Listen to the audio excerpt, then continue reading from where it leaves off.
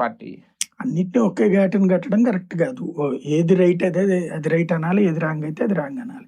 ఇప్పుడు సిదిరప్పల రాజు విషయంలో అతను చేసిన తప్పు, యాక్సిడెంట్ని వెంటనే తీసుకెళ్లి తన కొడుకుని పోలీస్ స్టేషన్కి తీసుకెళ్లి సరెండర్ చేస్తే స్టేషన్ బెయిల్ ఇచ్చేసి ఉండేవాళ్ళు, లేకపోతే కోర్టులో వెంటనే బెయిల్ వచ్చేసి ఉండేది.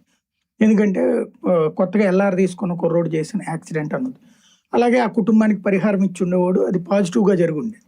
కానీ అలాంటి యాజ్ ఇష్యూ టైంలో ఒక మేము ప్రతిపక్షంలో ఉన్నాం, ఏదో కేసులు పెడతారన్నటువంటి భయం ఉంటుంది. రెండో పక్కన అవతల నుంచి ప్రెజర్ పెరుగుతుంటే ఆ తప్పుడు నిర్ణయం తీసుకున్నారు. అందులో భాగంగా కేసులో సాక్ష్యాల తారుమారు చేయబోయారు.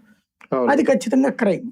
ఆ కేసులో వాస్తవంగా చెప్పాలంటే వాళ్ళ అబ్బాయి కంటే ఈయన మీద ఎక్కువ కేసు అవుతుంది. ఒక కేసుని తారుమారు చేయబోయారు అన్నటువంటి.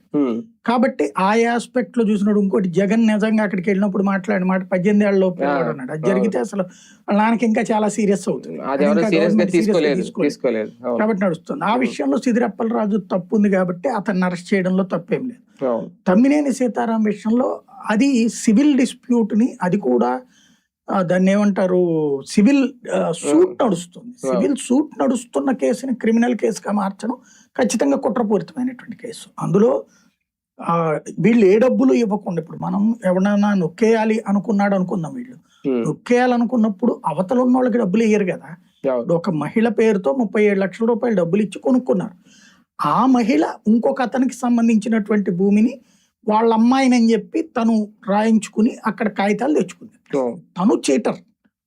ఆ చీటర్ దగ్గర మోసపోయారు వీళ్ళు. ఇప్పుడు జోగి రమేష్ వాళ్ళది కూడా అగ్రిగోల్డ్ భూములతో ఏమైంది, అది సివిల్ ఇష్యూ. అంటే అక్కడ లోపం, మోసపోయారు వీళ్ళు. ఎవరో అమ్మారు తక్కువకి వస్తుంది.